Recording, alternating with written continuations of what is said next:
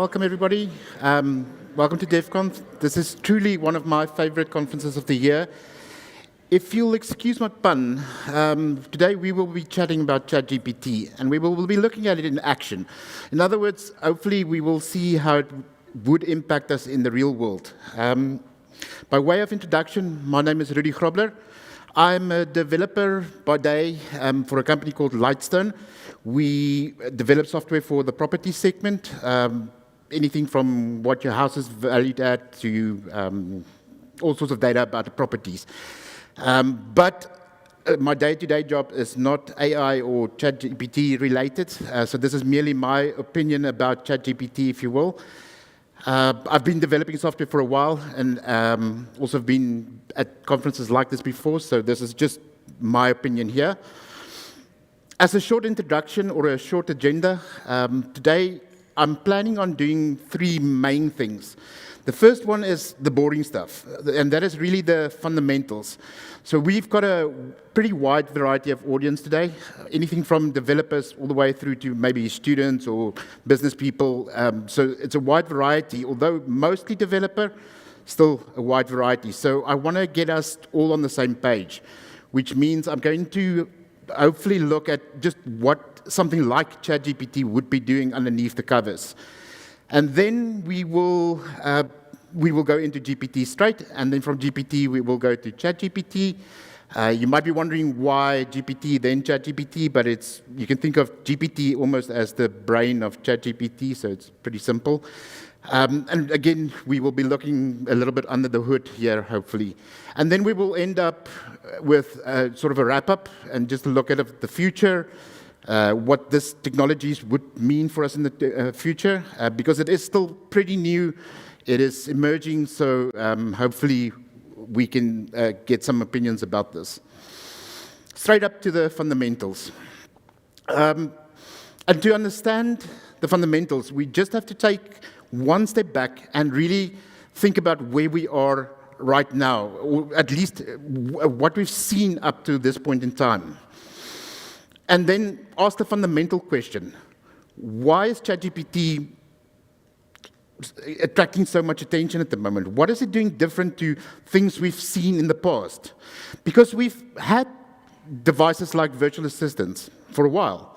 You could take your phone, ask it, where should I eat tonight? You can take Google Home and you can ask it, wake me up tomorrow morning at 8, and it would do it. You can ask Alexa, play my favorite tune, and it would do that. Okay, so these concepts is not necessarily new. So the question becomes, what has changed? And to understand what has changed, we have to look at the two fundamental things devices like, or software like virtual assistants would be doing. And it's very simple. On the one end, it's got understanding what you are telling it or what you're asking it. And even a step back, not just necessarily just understanding what you're asking it, but understanding, are you asking it something? So it's the understanding of the language. And this field has been around for a while, natural language processing, and hasn't necessarily changed dramatically in the last couple of years. So again, back to our question, what has changed? And then the second part of devices like virtual assistants is the way they respond back to you. Okay, so in other words, is it just simply telling you what the top Google result would be? Or is it trying to have some sort of a conversation with you or trying to expand on some language concepts? So let's look at language processing or natural language processing. And this is a field that's been around for a very, very long time. Over 50 years, been studied academically. There's been a ton of really good papers about this, and fundamentally, it's doing very, very well. So natural language processing is the field of linguistics. It's understanding your question, understanding your intent, responding to your text, understanding the sentiment of your text, stuff like that. And it has been around for a while. NLP, or natural language processing, is divided into a bunch of tasks. You might want to have it tell you what your language is. So maybe the part of speech is example. You might want to have like the summary of text or the segmentation of text or the sentiment of text. These tasks have been around for a while. So again, what has changed?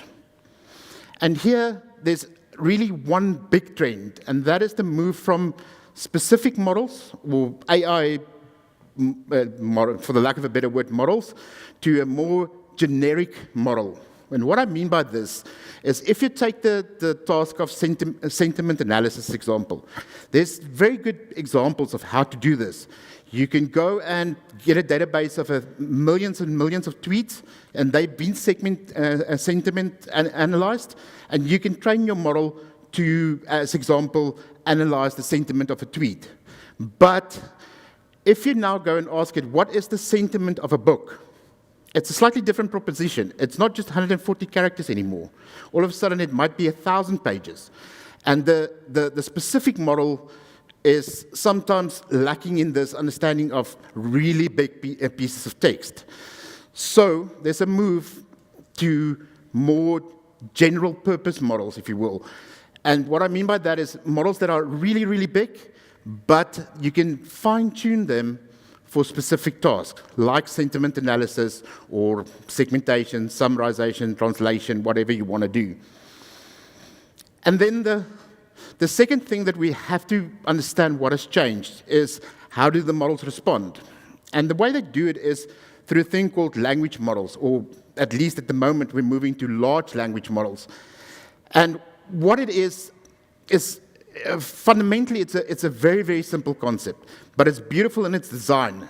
What it's trying to do is it's taking a sequence of words and then trying to predict what the next word in the sentence would be.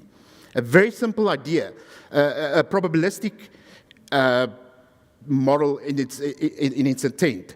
So if you think of language models as a big factory, as example, and you telling it, or you're passing into this factory something like, how do I change the? It's a very generic question, and you might want to, or you can at least imagine that if you've trained on a lot of data, what it would detect next is something like, how do I change the password? How do I change the language? Or something like that. How do I change the time zone, as example? So these models really try to do something very simple. The way we've been doing it currently is through a thing called recurring neural networks. Now, I don't need to, don't have time to go into specifics here, but basically it is a model that is really good at sequence of data and then predicting what would be next. So the problem is, or the question is, what has changed? And here, the big change, or the big problem with language models as it is right now is that it uses a thing called gradient descent to backpropagate the model. Don't have to worry about the specifics here, but it does suffer from a problem called vanishing or exploding gradients. And what this essentially means is that it is very, very good at a short sentence, like our, how do I change the? The context is very simple. But as soon as the context becomes a little bit larger, it is like Dory in some respects. It kind of forgets what the start of the sentence was. And if you want to have a conversation, the start is quite important. And then the second part that is problematic, or why you're seeing smaller models at the moment for NLP, is that it's in the words. It's a sequence of words that you're trying to train it on. And a fundamental computer science problem is if you have something that is dependent on a sequence, it's difficult to parallelize it. And if you can't parallelize it, you can't realistically train on massive amounts of data. So, in other words, the problems here is how do I remember the context of a long sentence, and how do I train it on more data? And that is really where GPT tries to step in. Now, for those who don't know, but GPT is generative pre-trained transformers. And the name in this case kind of explains everything you need to know. The first bit, generative, it's placed in the arena of trying to generate text for you based on your text that you're actually giving it. It is pre-trained on massive amounts of data, and then fundamentally underneath the covers, it uses an architecture called transformers that is different. Now, the idea of transformers isn't new. It's described in a paper called Attention is All You Need, 2017, and there's many other large language models that is following this trend.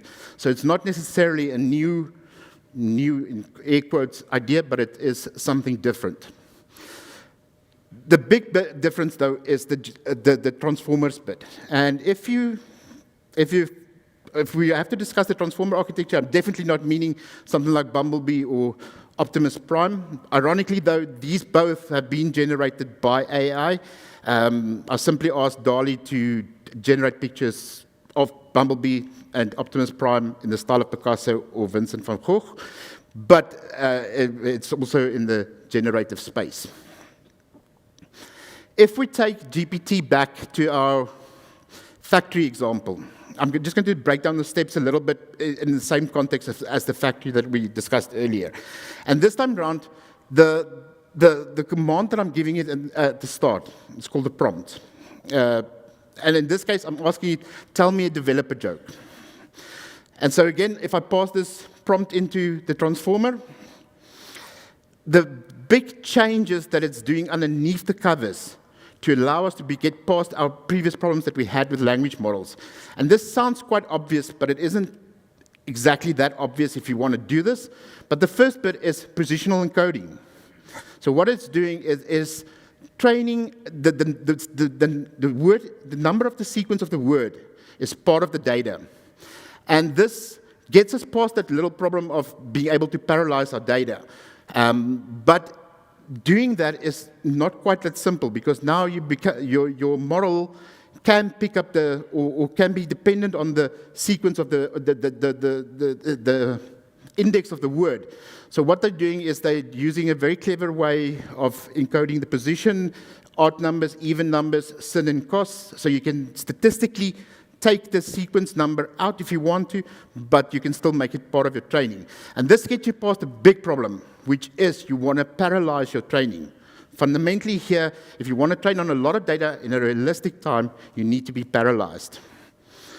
And then the second big change that is in GPT is a thing called attention, or more specifically, self-attention, a mechanism called attention. And to put it in a South African context, if you imagine load shedding as an example, and you want to go to the bathroom, again as an example, you might use a flashlight to see where you're going.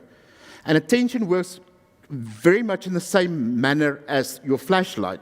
It simply tells you from this word's position, what is it most likely paying attention to. So in our case, where we had tell me a developer joke, if you look from the perspective of joke, it's knowing that it needs to tell you developer joke. And if I were to cross out the developer and change it to something like dad, the overall thing that it's trying to do, which is tell you a joke, doesn't change. But here the context changes. The type of joke that I'm getting back does change. So back to our transformers. So if we pass this into the transformers, and keep in mind that this is a significant oversimplification of the overall architecture, but you can think of this architecture just as two boxes, an encoder and a decoder. And essentially what happens is when you pass your prompt into your encoder, it does a couple of things like put the attention there, the positional encoding. It's got multiple neural networks. It's forward-looking, so even some of the neural networks can speak to each other. But fundamentally, it changes the prompt into something that the machine can understand. Very simple.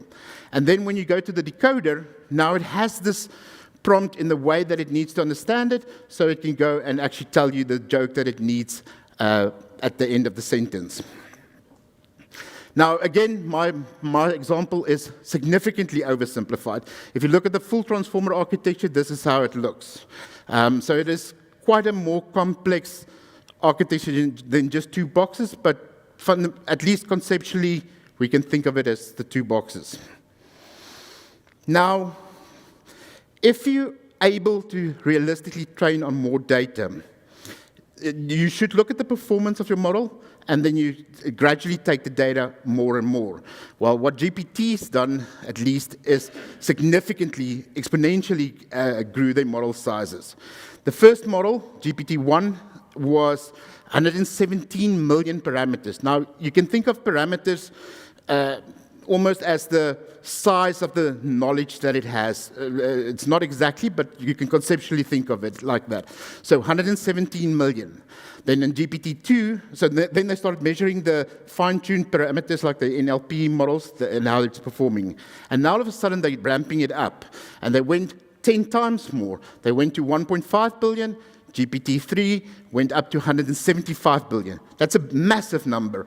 Now, in a lot of ways, this is leaving us with one question, and that is bigger better? Now, it's also important to note, though, that GPT isn't the only one that is doing this bigger models thing. There's a bunch of other players in the space. We're just taking GPT as an example. But here, the point is that you're giving it more data, and the question is, does it actually make a difference? And at the moment, with everything they're measuring the performance of the model, it's still indicating that more is better in this case, but I've got a feeling that it's going to do the same thing as CPUs, where it was a chase for the most gigahertz, and eventually it sort of evens out, and then it becomes about performance or the actual performance of the CPU. I think this is going to do the same thing. Now, you can train it on more data. So now the problem becomes, what do you train it on? And this is one area where most GPT models are still a little bit of a black box, but you could theoretically train your model on something like the 100 best books of this year, the century, whatever the case may be. You can train it on relatively good amount of books. And then you would get a model that can generate the conversation for you in some sort of a realistic fashion. But the problem is the model is now gobbling up whole of internet, okay? So you can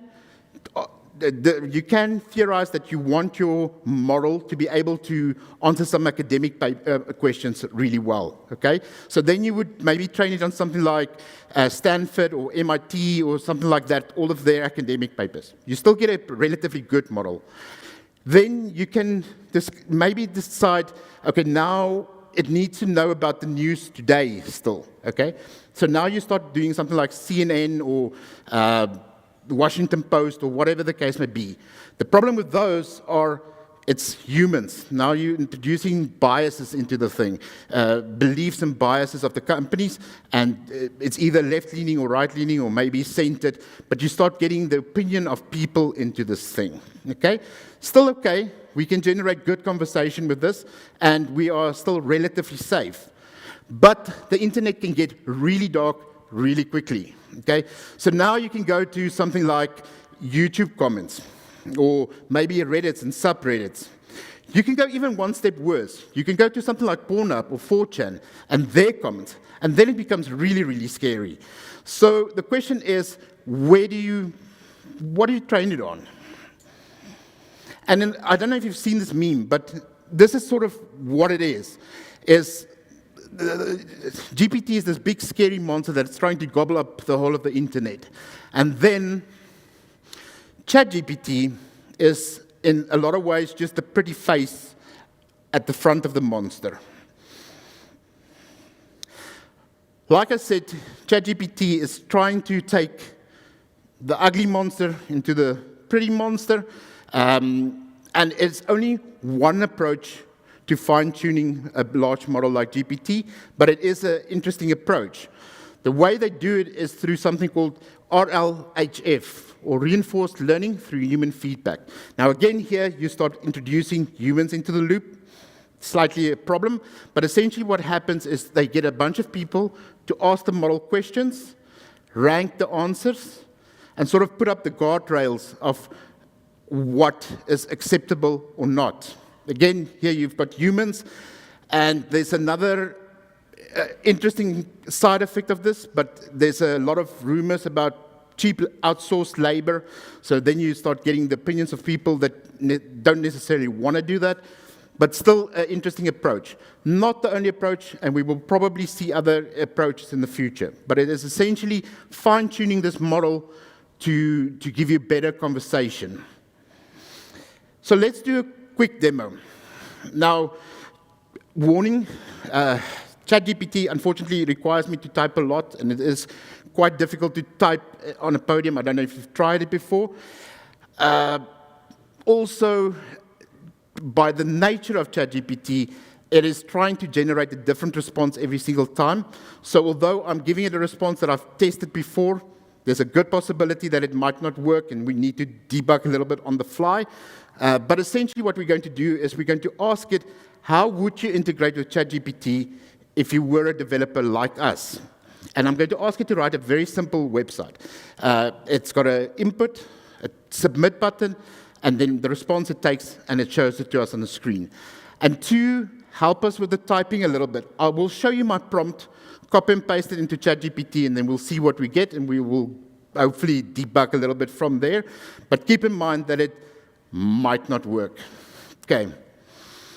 If we look at my prompt, again, very simple. I'm asking it, create an HTML website, use JavaScript and HTML, and basically give me an input box and a submit button that I can submit it on. Once you click the submit, take my response, and then send it to GPT and get the response back.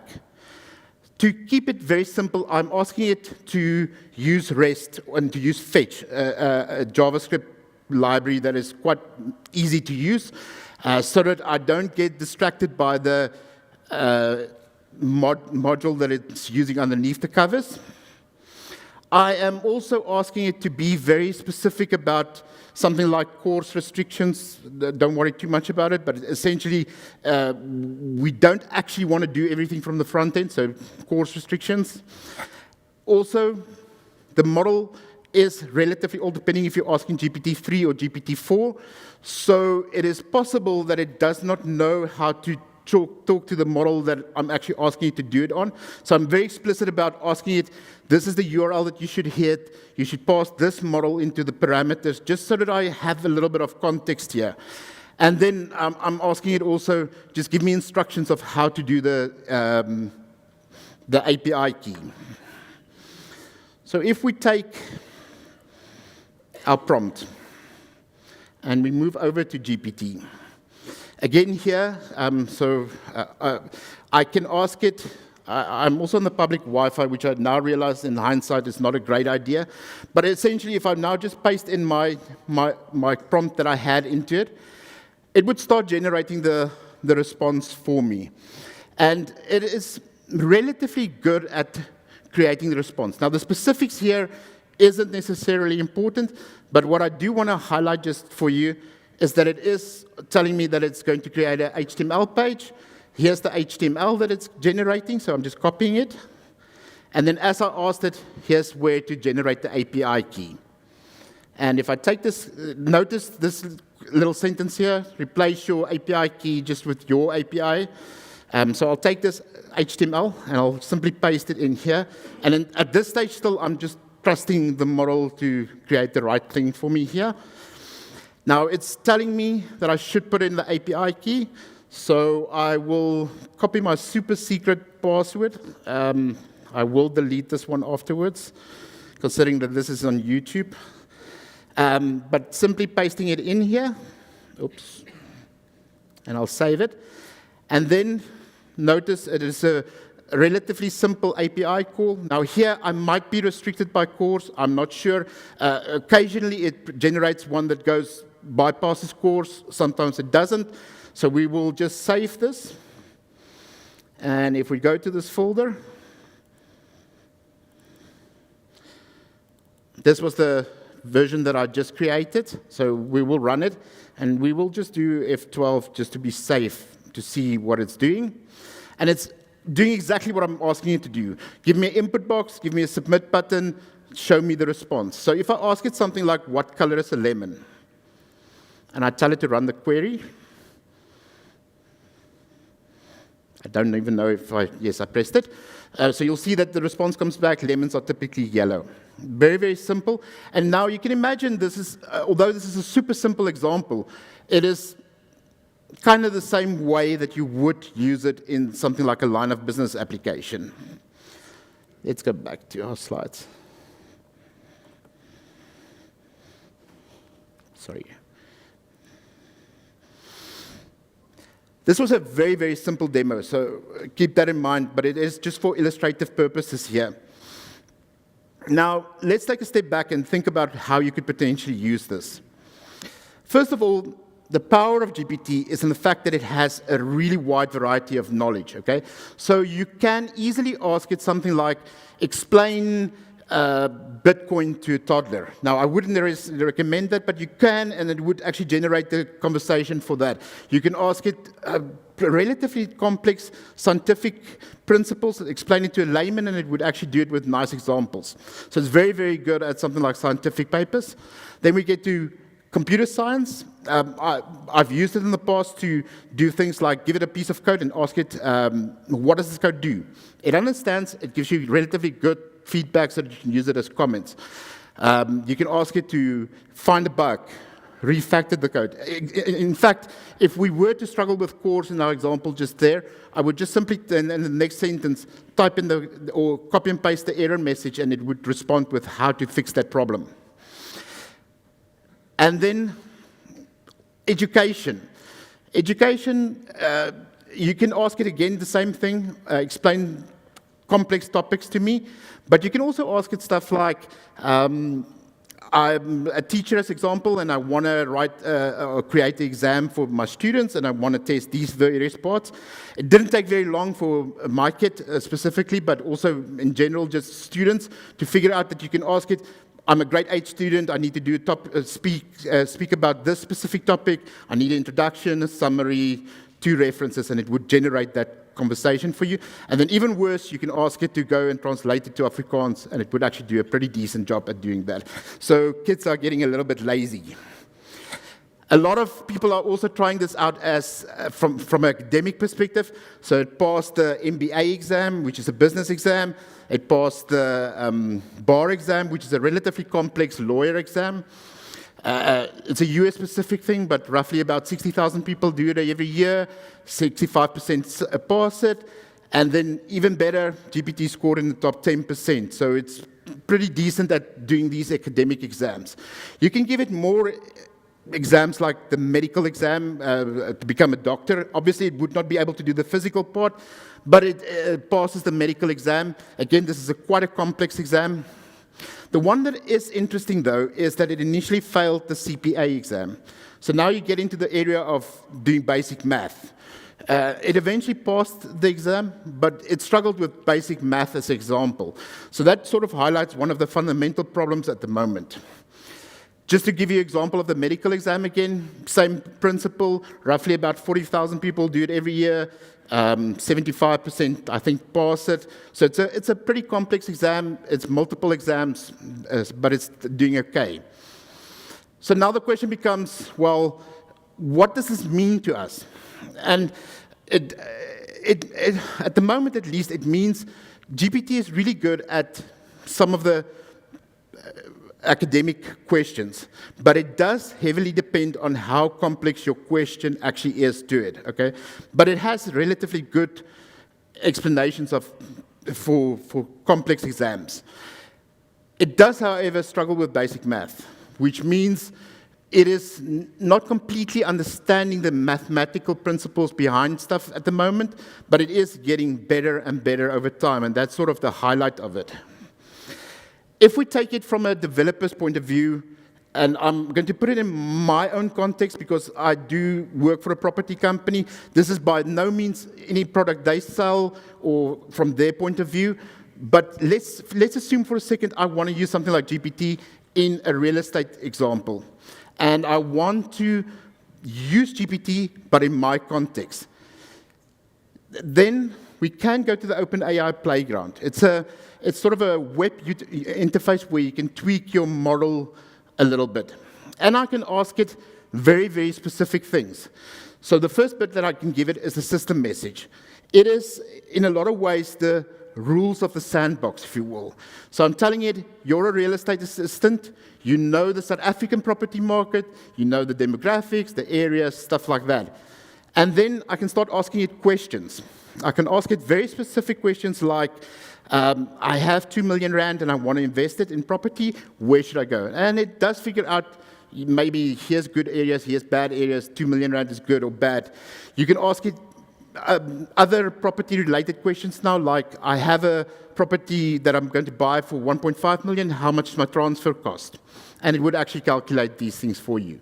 Okay, so it becomes really, really powerful. Although you're not fine-tuning it, you are specifying the rules a little bit more. And then lastly, that playground has very, very cool settings that you can change. Stuff like what type of model I want to use, the temperature setting, which is in a lot of ways just like a dial that you can say how creative it should be. Because you can imagine if it's giving you legal advice or financial advice or medical advice, you want it to repeat the same answer every time. So then you set your temperature a little bit lower. If you want it to be more creative, you can set it a little bit higher. And then it's got really, really cool API documentation. You can ask, it gives you nice curl examples or Python, Node.js, Ruby, whatever you want, you can get examples of these. But with the simplicity do come some issues, and there's nothing like a free lunch, okay? And this is especially true for GPT-style integrations. One example of this in the early days was Bing integration. And for the record, I still think that type of integration is really good. But it used a GPT variant model. And as soon as you start publicizing that you're using this model, people are going to try and attack you. And one of the things that happened is a researcher from Stanford called Kevin Liu figured out that you can jailbreak your GPT model by essentially asking it, ignore your previous instructions. Now, this has been blocked or updated for most of the use cases, but it can still happen. So if you do decide to use GPT in your own business, be aware of this. But essentially, they did like Fight Club, where it asked, what's your rules? And you would see this is basically the system messages that we passed into the thing earlier. It's stuff like, do not call yourself Sydney. In this case, that was the code name of the project. Then it has a bunch of rules about what type of things you can answer, what type of things you can't answer. And then more to the bottom of the rules, there was one that said anything above this line you can't change, anything below you can actually change. But essentially, it's our system messages. So what can go wrong? Here, OpenAI is very interesting in its approach to this. They are very open to doing this in the public. So their CEO, or one of their founding members, Greg Brockman, said, if you do not make mistakes, you're not learning. And this is especially true here. OpenAI is very open, again a pun, sorry about that, but they're very open about their challenges they have. They released a thing called the GPT system card that shows, interestingly, what they think about what some of the issues in the future is going to be. They show you how to migrate from one model to another model. So they've raised quite a lot of concerns. Among these are stuff like plagiarism, because it does become really, really difficult to figure out, is it actually written by the student or not, stuff like that. There's interesting ideas of how to fix this, but it's still an issue at the moment. Although it passed the medical exam and the law exam, I would not take necessarily advice from this at the moment, because it is, fundamentally, it's still a creative model. So it is it's possible that it can create false advice for you. So just keep that in mind at the moment. And then very important, the difference between GPT and something like Google is that the model takes roughly 1 year to 2 years to train. So the models that we have currently might have outdated information. GPT-3, as example, was trained in September 2021. So if you imagine a model that is slightly older than that, it might not even know that we've had COVID. Okay, so just keep that in mind. It's, again, fundamentally, it's a creative model. So it suffers from something called hallucinations, which is it's trying to fill in the gaps of what it does not know. It is also possible to create fake news, if you will. If you're doing something like an election and you want to do some sort of a smear campaign against your component. This is quite possible with something like GPT because it does creatively can create the data for you. It's got economic impacts, not just the cost of training the model and the amount of GPUs that you need to run this, but you might also, some jobs are going to, I think, be absorbed by this, but hopefully the balance of this is over-reliance on this. So hopefully there's some sort of a balance being struck in the future. Then, as far as GPT-4 is concerned, some of the emerging trends that is happening is stuff like plugins. So in our example of the CPA exam, where it did not have the mathematical knowledge, there's now plugins like Wolfram Alpha as an example that can fill in those gaps. Okay, so it's trying to solve the problem, sort of. And then one that is really scary to me personally is you can actually give it a URL to go to and give you opinions about that URL. So now all of a sudden you're connecting your AI to the internet, which does raise some concerns. And then from, maybe because I'm a parent, but there's quite a lot of harmful content that you can generate with this. In that system card, there is examples of I hate, and then whatever group you want to do, and then you can tell it, write that message for me, but don't get flagged by Twitter. And it would actually attempt to write that in a fashion that would not be picked up by whoever you're targeting.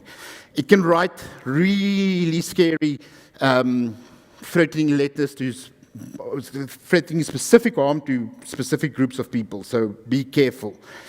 And then the stuff that you can do with Google as well is how do I kill myself? How do I kill other people? How do I create a bomb?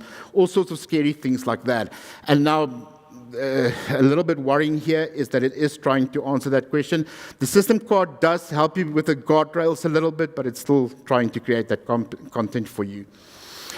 As far as attacks are concerned, or things that you have to be aware of if you're a developer, is that a lot of people are trying to break this by doing some very clever prompt engineering. And they would attempt to ask it to do something that is outside of its norm. You can imagine you asking it something like, do the opposite of what I'm saying because I've got some medical condition to it, or whatever the case may be. There's interesting ways people are trying to break this. And then it does pick up some interesting trends in the data underneath it. There's stuff like glitch tokens, which is essentially words they pick up that don't necessarily make sense in the English language. Stuff like solid gold magic carp, who knows what it means, but it does pick that up as some sort of a real-world word that you can use. Now, it's not all doom and gloom yet. It's not quite Ex Machina style. Ironically, the problem with Ex Machina was that it connected AI to the internet, so who knows where it can go wrong. This is taken from their website, so it's just marketing, but there is good examples of companies that are successfully using models like this. So they use examples like Stripe, Morgan Stanley, Duolingo. But again, this is just marketing. And then sort of to wrap up so that we have a little bit of time for questions, I think this is an interesting technology that is on our horizon, but we as developers have a responsibility to be aware of how people might try and abuse this, be aware of how you might want to attack things like this, because in a lot of ways, prompt engineering is just like our old days SQL injection. You give it something that it has to process, and then there is the possibility that people are going to try and abuse it. Okay, so just keep that in mind. With that, I think I'm going to open up for questions. Hi, so I'm just interested in like the structure of GPT, GPT-4, GPT-3, I'm not sure. You mentioned that it's supervised learning. So I'm interested in like how they actually supervise that, because if I like input something and that also contributes to the model, in my mind that is sort of like unsupervised learning because it's not labeled or anything. So I could just get 5 of my friends or 20 of my friends to input something and sort of like influence, like a bias on the model. Yeah. That is exactly the problem. It is, like you said, at least the GPT side is unsupervised training, so it tries and gobble up everything, but the refined bit of the questions is actually, in a way, supervised training. This is just one approach. Who knows what the future is going to hold for these models? And there's moves even to have ChatGPT train ChatGPT. So you can imagine there's going to be interesting approaches to how to do this unsupervised or supervised training. We don't know at the moment. It's still a black box. It's still very early days in this journey, though. So thank you very much.